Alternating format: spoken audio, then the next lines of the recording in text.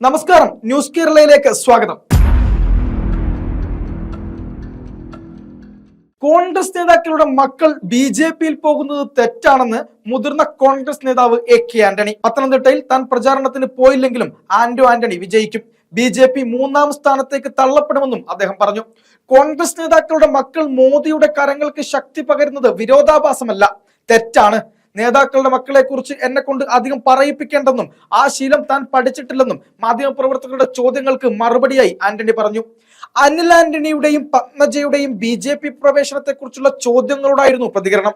പത്തനംതിട്ടയിൽ അനിൽ ആന്റണിയാണ് NDA സ്ഥാനാർത്ഥിയായി നിലവിൽ മത്സരിക്കുന്നത്. മുഖ്യമന്ത്രി പിണറായി വിജയനെതിരെ രൂക്ഷമായ വിമർശനമാണ് ആന്റണി അതിനിടെ നടത്തിയത്. ഭരണഘടനയെ അട്ടിമറിക്കാൻ ശ്രമിച്ചവരാണ് പിണറായി വിജയന്റെ പൂർവികന്മാർ. ചരിത്രത്തെ മറന്ന് മുന്നോട്ടു പോയാൽ ജനങ്ങൾ മാപ്പ് നൽകില്ല. കേരളത്തിൽ അരിയാഹാരം കഴിക്കുന്ന മലയാളികൾ മുഖ്യമന്ത്രിയുടെ പാർട്ടിയെ ഏപ്രിൽ 26-ന് നിരാകരിക്കും.